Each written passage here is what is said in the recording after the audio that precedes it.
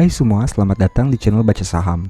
Pada video ini, kita akan bahas satu topik dengan judul Fenomena saham yang terus naik dan window dressing tahun 2020.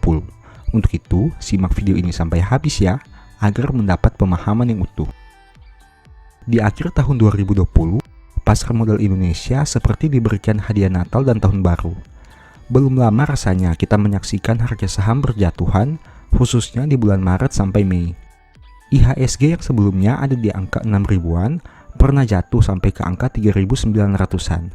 Namun, di bulan November 2020 ini, tiba-tiba terjadi kenaikan harga saham yang signifikan, dan IHSG juga sudah naik di angka 5 ribuan. Pertanyaannya, apakah kenaikan ini memang sudah sewajarnya terjadi? Atau ada misi khusus di balik naiknya harga saham yang sangat signifikan? Pada video ini, saya mau sharing beberapa pandangan pribadi mengenai hal ini. Pertama, dari sisi sentimen makroekonomi. Menurut saya, poin pertama yang memicu naiknya harga saham secara masif adalah sentimen dari sisi makroekonomi. Seperti yang kita tahu bersama, pada bulan November ini, dunia mendapat berbagai informasi sukacita dari berbagai aspek, seperti 1. Pemilihan Presiden Amerika Serikat yang baru, di mana pasar optimis bahwa pemerintahan White House yang baru ini akan lebih baik dibanding sebelumnya. Isu cuitan Twitter presiden sebelumnya yang sering memicu kontroversi juga diharapkan tidak akan terjadi lagi. Dampak perang dagang dari dua negara superpower di dunia ini juga diharapkan bisa mereda dan semakin memperbaiki kondisi ekonomi global. 2. Penemuan vaksin corona yang diisukan akan segera diproduksi dan didistribusikan. Tentu saja pandemi tahun 2020 menjadi salah satu faktor utama melambatkan perekonomian. Dan jika vaksinnya sudah ditemukan, otomatis masyarakat akan euforia bahwa pandemi ini sudah bisa terselesaikan semakin cepat. 3. Harga komoditas yang berangsur membaik. Seperti yang kita tahu, beberapa bulan sebelumnya harga komoditas seperti batu bara, minyak, dan lainnya mengalami penurunan yang signifikan. Hal itu tentu saja berdampak pada penurunan pendapatan perusahaan yang bergerak di sektor itu. Dengan adanya pemulihan harga komoditas, diharapkan kinerja perusahaan yang bergerak di bidang tersebut juga akan semakin membaik. Pandangan kedua mengenai optimisme pemulihan resesi ekonomi. Dengan kecepatan informasi di zaman sekarang, tentu kita sudah memperoleh informasi bahwa kinerja ekonomi Indonesia di tahun 2020 mengalami perbaikan. Dari yang awalnya hanya tumbuh 2,97% di triwulan 1, mengalami penurunan sampai minus 5,32% di triwulan 2 dan penurunan minus 3,49% di triwulan 3. Dengan kata lain, sebenarnya Indonesia resmi masuk ke dalam fase resesi, di mana mengalami minus pertumbuhan dalam 2 kuartal berturut-turut. Kenapa meski mengalami fase resesi, harga saham malah mengalami kenaikan yang signifikan? Hal itu dikarenakan terjadinya perbaikan pertumbuhan di triwulan 3 dibanding triwulan sebelumnya. Memang jika dilihat, pada triwulan 3 Indonesia masih mengalami perlambatan ekonomi, sehingga GDP-nya minus 3,49%. Tapi, jika dibandingkan dengan triwulan 2 yang minus 5,32%, sebenarnya pada triwulan ini, ekonomi Indonesia mengalami pemulihan. Berdasarkan informasi dari website resmi kemenkeu.go.id, kita bisa melihat terjadi percepatan realisasi belanja negara yang meningkat pesat pada triwulan 3, yang mana telah membantu peningkatan pertumbuhan konsumsi pemerintah sehingga tumbuh positif 9,8%. Angka tersebut naik drastis dibanding triwulan 2 yang mengalami minus 6,9%. Konsumsi rumah tangga juga menunjukkan perbaikan, dari yang awalnya minus 5,5% di triwulan 2 menjadi minus 4% di triwulan 3. Nah, bagi yang belum tahu, faktor belanja negara dan konsumsi rumah tangga menjadi komponen penting terhadap GDP suatu negara. Begitu juga dengan ekspor dan impor. Untuk itu, dengan adanya pemulihan komponen penting itu, diharapkan pada triwulan 4 2020, GDP Indonesia bisa semakin membaik. Hal itulah yang menjadi angin segar bagi pelaku pasar dan masyarakat, di mana Indonesia bisa semakin pulih lagi setelah menghadapi pelemahan ekonomi di beberapa triwulan sebelumnya. Pandangan ketiga mengenai window dressing akhir tahun. Fenomena window dressing sudah menjadi rahasia umum setiap akhir tahun. Harga saham biasanya mengalami kenaikan yang cukup signifikan dengan alasan karena manajer investasi ingin mempercantik kinerja tutup bukunya. Biasanya, fenomena ini terjadi di pertengahan sampai akhir Desember. Namun, pada tahun 2020 ini sepertinya window dressing terjadi lebih cepat, yaitu di bulan November 2020. Untuk lebih jelasnya, mari kita simak grafik berikut ini. Ini merupakan grafik harian IHSG dari salah satu sekuritas. Di sini kita bisa melihat bahwa di akhir Oktober sampai awal November, IHSG bergerak di kisaran 5.100-an. Namun, pada tanggal 5 November, terjadi kenaikan pertama yang signifikan, sehingga IHSG mencapai titik tertinggi di angka 5.260. Di hari-hari selanjutnya, IHSG terus mengalami kenaikan yang luar biasa, di mana terus menyentuh titik tertingginya di angka 5.200, 5.300, 5.400, 5.500, 5.600, dan 5.700. Jika ditarik mundur, sebenarnya angka-angka tersebut sudah pernah dicapai indeks acuan Indonesia ini. Namun, apabila melihat kondisi tahun 2020, pencapaian tersebut sudah termasuk sangat baik, mengingat indeks kita pernah turun sampai ke angka 3.900-an. Dengan kenaikan indeks yang signifikan, tentu harga-harga saham unggulan juga mengalami hal yang serupa.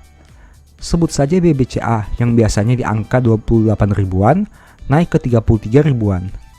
BBRI yang biasanya di angka 3.300-an, naik ke 4.200-an. BBNI yang biasanya di angka 4.800-an, naik ke angka 6 ribuan. TLKM yang biasanya di angka 2.800-an, naik ke angka 3.400-an. Dan masih banyak lagi saham blue chip, second liner, bahkan gorengan yang naik signifikan. Tentu kita sudah sering mendengar bahwa jika terjadi penurunan secara besar-besaran, akan ada saatnya juga terjadi peningkatan secara besar-besaran. Apakah bulan November ini menjadi saatnya? Kamu bisa setuju, bisa tidak. Entah kenapa, menurut saya pribadi, hal ini rasanya terlalu cepat. Dengan melihat kondisi ekonomi yang masih minus, kejelasan vaksin yang masih dipertanyakan, dan kinerja keuangan perusahaan yang mengalami penurunan, rasanya IHSG dan harga saham sudah naik dengan tidak wajar. Memang sih, awalnya IHSG dan harga saham sudah mengalami penurunan yang signifikan. Tapi, jika melihat kondisi kinerja yang masih belum stabil, peningkatan yang terlalu besar menjadi cukup mengkhawatirkan juga. Mari kita ambil contoh beberapa saham yang harga sahamnya naik signifikan. Dengan kenaikan harga saham BBCA sekitar 17,85%, laba sampai dengan triwulan 3 saham ini minus 4,25%. Dengan kenaikan harga saham BBRI sekitar 27,27%, laba sampai dengan triwulan 3 saham ini minus 43,06%. Dengan kenaikan harga saham BBNI sekitar 25%, laba sampai dengan triwulan 3 saham ini minus 63,92%. Dengan kenaikan harga saham TLKM sekitar 21%, laba sampai dengan triwulan 3 saham ini positif 1,34%. Dari data tadi, kita bisa melihat bahwa terjadi gap yang cukup besar untuk kenaikan harga saham dan kinerja laba rugi perusahaan sampai triwulan 3 2020. Pertanyaannya, apakah harga saat ini sudah naik terlalu berlebihan atau memang harganya sedang kembali ke nilai wajarnya karena sebelumnya turun signifikan? Apapun jawaban dari pertanyaan itu, saya pribadi tetap menyarankan kepada pelaku pasar untuk fokus dengan metodenya masing-masing. Tujuannya hanya satu, untuk menghasilkan profit yang optimal dari situasi ini. Kita bisa memanfaatkan konsep trailing stop, average down, dan average up dengan maksimal. Intinya, jagalah floating profit yang sudah kamu peroleh saat ini. Jangan serakah untuk mendapat profit yang lebih besar, yang mana bisa membuat profitmu hilang semua. Jika harga sahamnya menurutmu sudah terbang, jangan dikejar. Karena ingat, semua yang naik signifikan pada akhirnya akan turun juga. Perketat money manajemenmu dan jangan nafsu untuk masuk sekaligus karena takut ketinggalan kereta. Ingat, banyak yang DM ke Mimin dan curhat karena nyangkut di pucuk. Jangan sampai kamu menjadi orang berikutnya ya. Intinya, kita harus memanfaatkan situasi kenaikan harga ini dengan maksimal. Baik itu mencari profit, memperbaiki kesalahan, atau melakukan rebalancing portofolio. Jika kamu merasa portofoliomu sudah terlalu banyak, silahkan lakukan rebalancing dengan mengurangi saham-saham yang seharusnya tidak perlu. Jika kamu merasa money managementmu berantakan, silahkan perbaiki dengan menjual sebagian saham dan mencadangkan sisa cash yang cukup untuk menghadapi situasi yang buruk. Jika kamu merasa perlu merealisasikan keuntungan untuk mencapai kinerja tahunanmu, silahkan lakukan take profit. Apapun yang kamu lakukan, ingat bahwa yang terpenting dari semuanya itu adalah menghasilkan profit konsisten dengan risiko yang minim. Jika kamu serakah untuk mendapat profit yang besar dengan risiko yang besar juga, sebaiknya dipikirkan kembali, karena kita tidak pernah tahu kapan situasi seperti Maret tahun 2020 akan terjadi lagi. Selalu waspada dan ambillah keputusan jual beli dengan akal sehat ya. Selamat menikmati cuan di bulan November dan Desember tahun 2020. Di akhir video ini, saya mau menyampaikan bahwa Baca Saham mempunyai 2 e-book saham yang mungkin saja bisa berguna bagi kamu. Pertama, The Stock Market, di mana berisi panduan bagaimana menganalisa fundamental dan laporan keuangan perusahaan dengan akurat, menentukan harga beli dan jual yang tepat, serta mengatur money management dalam membeli saham. Kedua, Analyze Report, di mana merupakan e-book 3 bulanan yang ditulis berdasarkan laporan keuangan perusahaan yang terupdate, memuat berbagai informasi mendetail mengenai fundamental dan kinerja perusahaan, baik itu informasi umum, anak usaha, manajemen, sekilas perusahaan, bedah laporan keuangan, analisa neraca dan laba rugi, dan sampai penentuan harga beli dan jual yang ideal. Singkatnya, stock market merupakan cara bagaimana menganalisa, dan Analyze Report merupakan hasil analisa yang sudah Mimin lakukan. Apabila ingin melakukan pembelian, silahkan DM saja di Instagram @bacasaham ya. Sebagai penutup, saya mau mengutip satu statement yang semoga bisa menjadi semangat bagi teman-teman ya. Lakukanlah segala sesuatu dengan tidak bersungut-sungut dan berbantah-bantahan. Thank you.